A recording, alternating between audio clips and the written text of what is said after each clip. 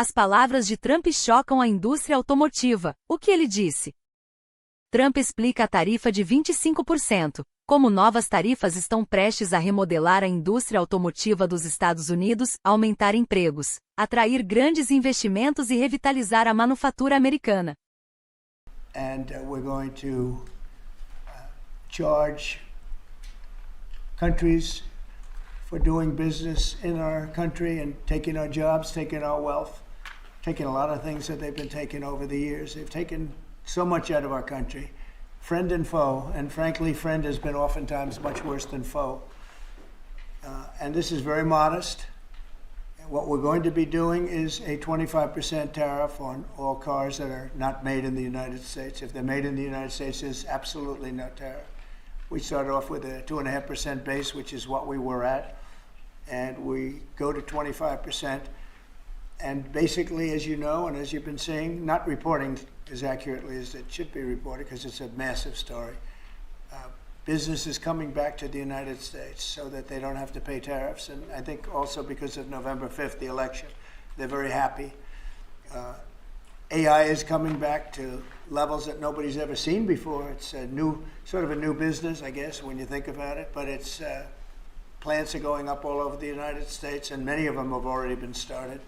We're getting early electricity taken care of. We're getting permits very quickly for them, and we're going to make their life very happy. They're coming in with tens of billions of dollars.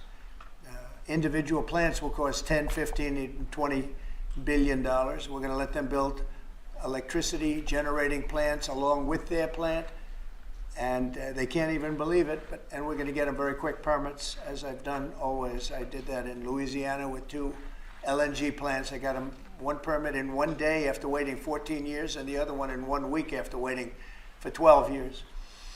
But this is very exciting to me. This is the automobile industry, and this will continue to spur growth like you haven't seen. Before I was elected, we were losing all of our plants. They were being built in Mexico and Canada and other places. Now those plants largely have stopped, and they're moving them to our country. In Indiana, the great state of Indiana, I love Indiana. Honda is building one of the biggest plants anywhere, and they've just started. They wouldn't have done it without this. In all cases, they wouldn't have done it without what we're doing. So we'll effectively be charging a 25% tariff. But if you build your car in the United States, there is no tariff. And what that means is a lot of foreign car companies, a lot of companies are going to be in great shape because they've already built their plant, but their plants are underutilized, so they'll be able to expand them inexpensively and quickly. But others will come into our country and build, and they're already looking for sites. They're looking for mostly sites. They don't want to take the old buildings that are empty and falling down. They want to build new, and there's tremendous action. There is likewise for other companies and countries, like the chip making process. Your chip bill was a disaster done by Biden. All he does is give tremendous amounts of billions of dollars to chip companies that will do nothing with the money. They're not going to use the money here. They're going to just keep it. They have plenty of money. The one thing they have is they have a lot of money. In our case, all we're doing is saying you can't come in unless you build here. And the largest chip company by far is manufacturer from Taiwan is building here, and it'll give us almost 40% of the chip market just with that. They're spending almost $200 billion in the United States to build a plant, and they've almost started. They'll be doing much of the work in Arizona. So we have a lot of exciting things, but to me, this is one of the most exciting. Now, outside of one specific day, and that's Liberation Day. That's the real Liberation Day of America, and that's going to be in April 2nd, and I look forward to it. We'll have a little news conference. We'll talk about it, but this is very exciting. So we're signing a executive order today that's going to lead to tremendous growth in the automobile industry. As you know, the electric mandate that we did allows you to buy a car now, electric or gasoline powered or hybrid. You can buy any car you want. We had it so that within a short period of time you had to buy all electric, and the country could never provide the money necessary to build all of those power plants that you would need all over the country. As you know, in the Middle West, they built 8 power stations That's like the size of this desk or smaller. And they ended up spending $9 billion on 8. And of the 8, 4 of them didn't work. And we're not doing that. So you can buy electric, or you can buy gasoline, or you can buy hybrid, or you can buy whatever you want to buy. And that's the way it should be. The market's going to determine that. And you're going to see prices going down, but it's going to go down specifically because they're going to buy what we're doing, incentivizing companies to, and even countries, but companies to come into America and build. And we're already setting records for new plants. I think the new plant number, the tally is just within a period of a few weeks. It's very large. I want to be accurate. It's very large. And I'd like to ask Will just to come and give some of the basics, and then I'll sign it, and it's off to the races. I think our automobile business will flourish like it's never flourished before. Yes, please, Will. Thank you, sir. As you stated, we've prepared for your attention a proclamation imposing a 25% tariff on foreign-made cars and light trucks. This is in addition to tariffs that are already in place on those goods. In addition to, as you said, spurring increased domestic manufacture of cars and trucks, we expect that these tariffs will result in over $100 billion of new annual revenue to the United States of America in tariff revenue. I think ultimately we could probably anywhere from $600 billion to $1 trillion will be taken in over the relatively short-term period, meaning a year from now, but starting right away. I think we'll go from 600 to $1 trillion within 2 years. And I think we'll be right from the beginning, we're going to be at a very high number, right from the beginning. And right from the beginning, you're going to have a lot of construction jobs, but you're also going to have a lot of automobile jobs. So this is very exciting, but it's also exciting because of what's happening with other aspects. We're going to be doing tariffs on pharmaceuticals in order to bring our pharmaceutical industry back. We don't make anything here in terms of drugs, medical drugs, different types of drugs that you need, medicines. It's in other countries, largely made in China, a lot of it made in Ireland. Ireland was very smart. We love Ireland. But we're going to have that. We're going to have lumber. We're going to free up some of our land. And you'll be able to meet a lot of other standards like fire cuts. If Los Angeles had fire cuts, which they didn't have, that's a gap of half a football field between areas. You wouldn't have had the fires. They would have been contained. But you have fire cuts. And by the way, you sell that wood for a lot of money, a lot of profit is made from that. But we're going to be doing lumber. We're freeing up our land so that so that we don't have to use outside sources of lumber. Energy, we're doing fantastically well at. You know, the energy prices have been coming down rapidly as we increase supply, and we've already done that. We have Chris and Doug are doing a fantastic job on that. That's Department of Energy and Department of Interior.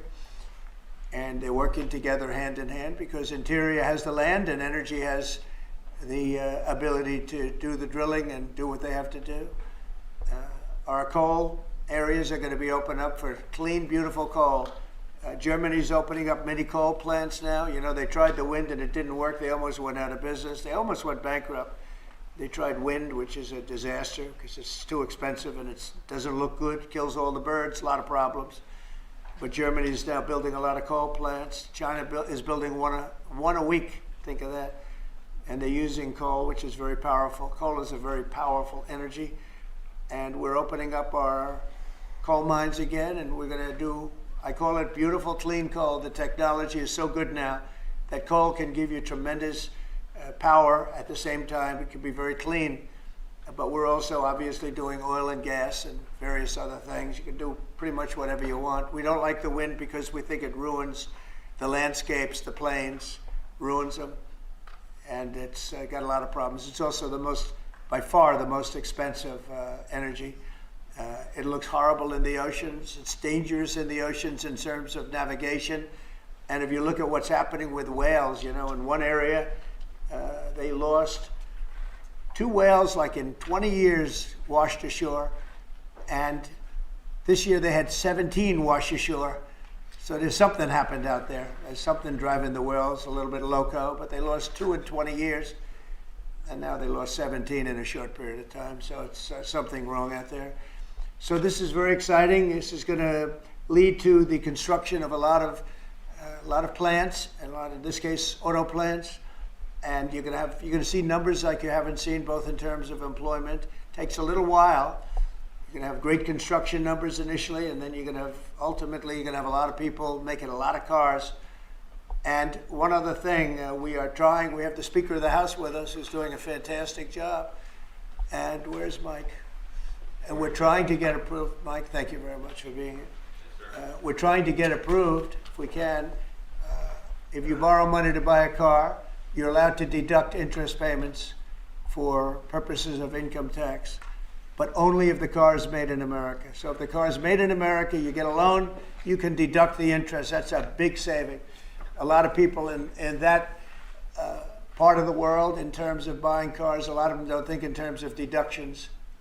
People that think in terms of deductions are very wealthy people, but people are going to start understanding what a good deduction is all about. So when you get a loan to buy a car, and I think it's going to pay for itself. I don't think there's any cost. I think you're going to have so many cars built, but you're only going to get that deduction of interest if the car is made in the United States of America. So I'm going to sign this, and Mike, I hope you can get that, because I think it's going to be amazing in terms of the number of cars that will be made because of it. And I want to thank Howard Lutnick, our fabulous commerce chairman. That's what he is. He's a chairman. He's a very successful guy, a great guy. And we have a big day, Howard, coming up next week. Liberation Day. That's Liberation Day. That's going to be on the 2nd, and that's going to be reciprocal. And I think people will be impressed. We're going to be very fair. We're going to be very nice, actually. We have not been treated nicely by other countries, but we're going to be nice. So I think people will be pleasantly surprised, but it's going to make our country very rich, because we're the piggy bank that everybody steals from, and they've been doing it for many years, for decades, so we're not going to let it happen. So, but we're going to treat people very nicely. We're going to treat other countries very, very nicely, and I think it's going to have a very positive effect on everybody, including those other countries. So I'll sign this, and we will see you again on April the 2nd. In terms of this, it's going to be another round, and it's about making America great again, making it strong and prosperous again. Thank you very much. So Mr. this President, applies on on tariffs, the can I ask you about Is tariffs, it Mr. President? just On the car tariffs, how do you assure that the car coming into the country is fully built? Could an automaker in Germany say, leave the tires off a car? We're going to have very strong policing, and it's pretty easy to do. If parts are made in America and a car isn't, those parts are not going to be taxed or tariffed. And we'll have very strong policing as far as that's concerned. For the most part, I think it's going to lead cars to be made in one location. Right now, a car would be made here, sent to Canada, sent to Mexico, sent all over the place. It's ridiculous. So this is a very simple system. And the beauty of the 25, it's one number. It's not up or down depending on the cost of the car. It's one number. And that number is going to be used to reduce debt greatly in the United States and to build things, reduce taxes. I mean, basically, I view it as reducing taxes and also reducing debt. And within a fairly short period of time, I think we're going to have a balance sheet that's going to be outstanding. Yeah. How do you assure Americans then that this will not cause a long-term increase in prices? Well, look, I think we're going to have a market the likes of which nobody's ever seen before, not in this country. You know, we had the best market ever in my first term. It was the strongest market ever, the best economy ever. And I think I think this blows it away. But this is something that people have wanted to do, presidents have wanted to do for a long time. A lot of them didn't understand it. It wasn't a priority for them. But foreign countries understood it very well. And they've really ripped us off at levels that nobody's seen before. But that's not going to happen.